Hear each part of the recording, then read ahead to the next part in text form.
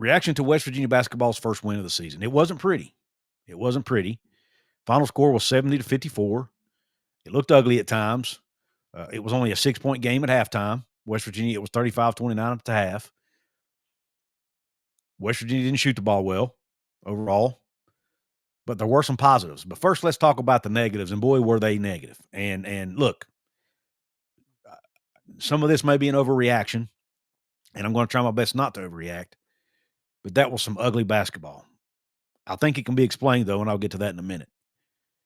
But I try to look at both sides of the coin here, the negative and the positive. You guys who have watched me a while know that.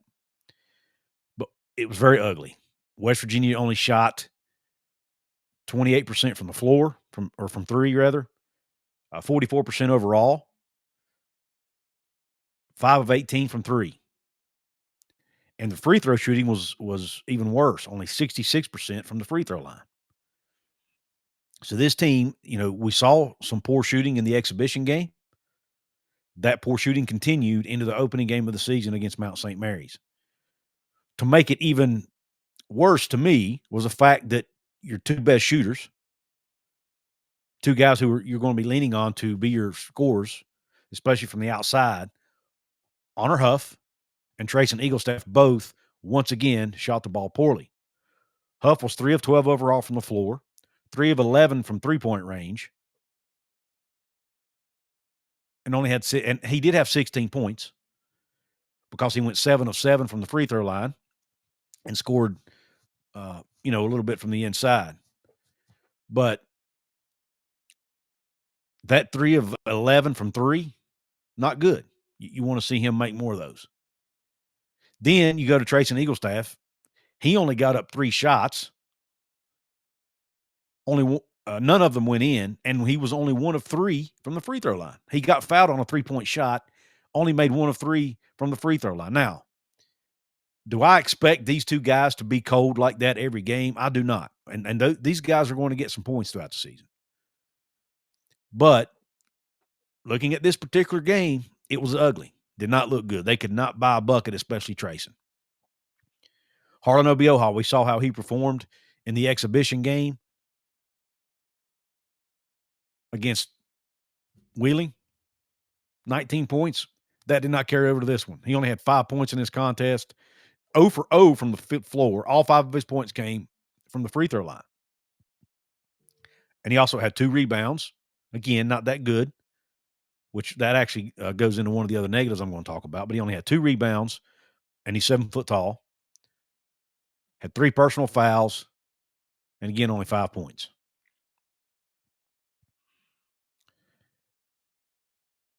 The offense just didn't look good in this game. It looked, again, sloppy at times.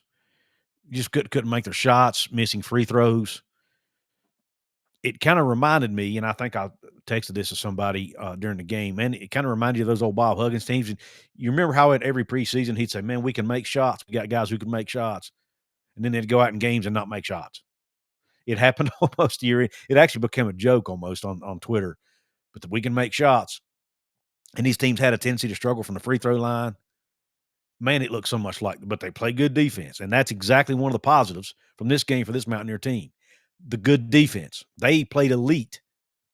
I don't know if I want to say elite. That's a strong word. They played really well on the defensive end of the court. Held Mount St. Mary's to 54. Mount St. Mary's is a good program. Yes, they're a mid-major, but they were an NCAA tournament team last year with the same coach coming back and some talent on the roster. You held them to 54 points, forced 20 turnovers. That's right. They turned it over 20 times. Now, West Virginia may have only gotten 29 rebounds to Mount St. Mary's 38, but you turned them over 20 times. That makes up for the lack of rebounding. And Coach Ross Hodge even said in his post-game press conference, he thinks the amount of West Virginia turnovers West Virginia forced actually skewed the rebounding numbers because they didn't get as many shots up, right? So, as far as defensive rebounds go anyway, which is where most of your rebounds come from. And that's fair enough. Maybe he's right, but still, you don't want to see a nine rebounding margin of 9 against a mid-major school like this, because when you get into Big 12 play, their players are going to be bigger. stronger, and more physical. So you better hopefully they can figure that out before they get into Big 12 play. But if you can turn Big 12 teams over 20 times, you can win a lot of games, right? So that part of it was good. They were deflecting. Anyone that didn't get steals, they were getting deflections. They were very active with their hands. They were able to use their length to cause problems for Mount St. Mary's. All good stuff, right? Had a couple blocks, 19 fast break points, and they had 25 points off turnovers. 25 of their 70 points came off a turnover. So that was the difference in the game were the turnovers. Because Mount St. Mary's made just as many, almost as many field goals as they did, 18 to 21. They made the same amount of threes, and Mount St. Mary's shot less free throws. So that was another difference in the game. Mount St. Mary's only shot 19 free throws to West Virginia's 35. And neither team shot it well from the free throw line. Mount St. Mary's was 13 and 19 for 68%. West Virginia, I mentioned, was 66%. They were 23 out of 35. So there are some areas that West Virginia needs to get better at. Rebounding and making shots, both from the outside and from the free throw line. And heck, even close up. I saw them miss a bunch of bunnies, what they call bunnies or layups. Missed several of those too. So they've got to make shots. They got to do a better job making shots all over the court, especially from the outside and from the free throw line. They've got to do a better job rebounding the basketball. If they can do that and continue this type of defense, they're going to win a lot of basketball games. But you're not going to turn a lot of Big 12 teams over 20 times, I don't think. Unless this defense is going to be elite like the old West Virginia teams we used to see. And maybe that's the case. I don't know. But you definitely want to see Huff and Eagle staff shoot the ball better than what they shot it in this game. So let's get to that. Should we be concerned that Honor Huff and Trace and Eagle staff did not make shots in what is now 2 games in a row? I'm not ready to panic yet. And here's why. West Virginia, this is their first game, their first official game that counts with an entirely new roster and a whole new coaching staff. I don't think it's a coincidence that the 2 best players in that game for West Virginia were Jasper Floyd and Brennan Laureate. A, they're both very good players, but B, both of them are familiar with Ross Hodge and his system and what he likes to do. They both look very comfortable out there. Nobody else looked comfortable. Thankfully, they were able to step up and fill the gap where the other guys couldn't. That's why it's so important that they followed him to West Virginia, because having those 2 guys on the floor and being able to run his system and feel comfortable in it will give the other guys time to catch up, to get more comfortable. And then maybe by the time they get into Big 12 play, now you hope they do it sooner than that because they have Pitt coming up next week. But at least by the time they get into Big 12 play, hopefully the entire team, especially the top 8, 9 guys on the depth chart or on the roster, on the bench, however you want to word it, hopefully the top 8, 9 guys will all be more comfortable in the system, in what he wants to do, which will allow everybody to play more freely. A lot of the guys looked like they were pressing last night, like they weren't quite comfortable, didn't know what to do. That's all eventually going to go away. Look at the football team. You see what happened in the Houston game. Now, if that continues, we'll know that, hey, that's when the switch flipped, right? That's when they started to figure everything out.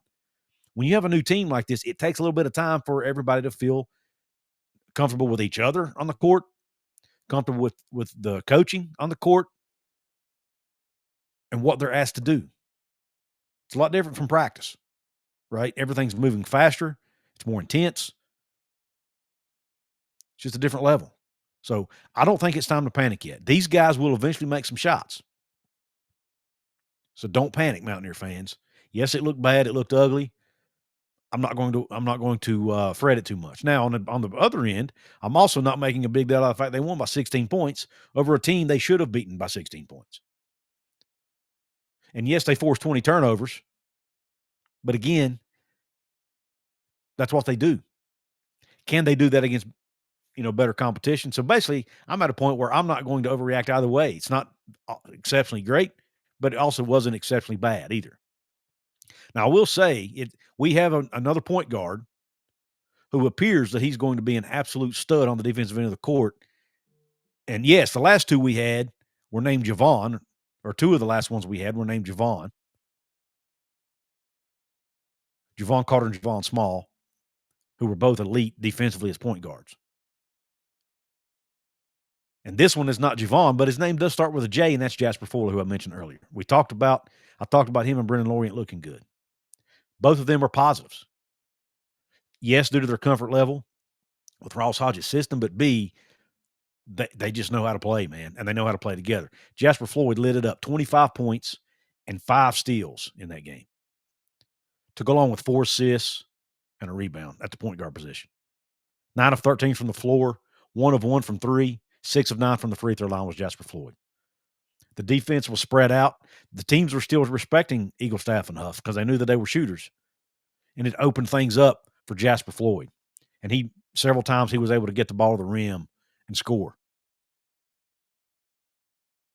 And he said after the game in his press conference, they were letting me score. And so he took what the defense was giving him. He said they were more concerned about me distributing the ball than scoring the ball, so I did. I took what they gave me. And thankfully he did. He's a smart player.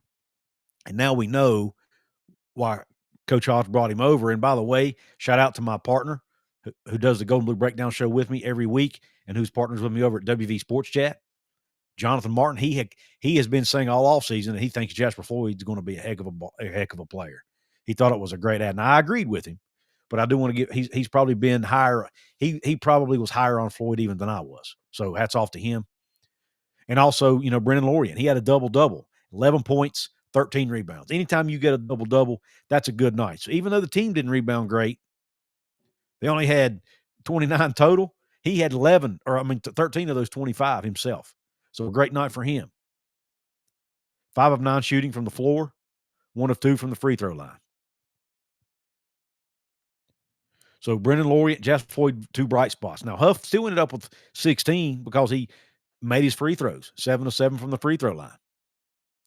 So once he starts getting comfortable in this Ross Hodge offense, and he doesn't have to think anymore. I was talking with someone today who's a client of mine who also happens to be a sports nut, big sports fan, and has also done some coaching, just like myself. And we were talking about how in any sport, man, if you don't have to think and you can just react, you're such a better athlete because you play so much faster. You don't have to hesitate.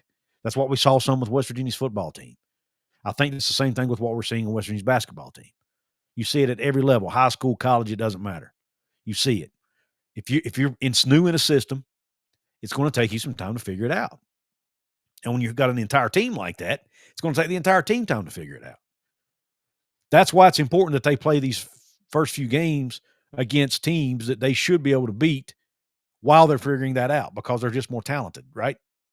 That's why these games are so important. So West Virginia's 1-0. They start the season off with a win, and even though it was ugly, they still got a 16-point victory over a quality team to start the season, and they can move on to the next game. A lot to learn from, and but also a lot to build on with their defensive performance, especially. So, and as far as leading the way for Mount St. Mary's, their leading scorer was DeVoe, who had 15 points on 5 of 11 shooting, 1 of 4 from 3, 4 of 6 from the free throw line, and also had 6 rebounds. Lipscomb had 9 rebounds. I don't remember these guys' first names, but they did get in foul trouble pretty early. So fouled out with 5. McKeldin fouled out with 5, and then Amadi ended up with 4 fouls on the night for Mount St. Mary's. So they did get in foul trouble early, and that did probably affect them down the stretch a little bit. But nonetheless, West Virginia was able to capitalize on it. Now you'd like to see them make more of the free throws than they did, but were still able to make 23 of their free throws and outscored Mount St. Mary's by 10 from the free throw line. So that was a big deal. But I do let me know your thoughts in the comments section about this Mountaineer victory in game 1 of the season, and just your overall takeaways from it. I'd really want to hear your thoughts on that.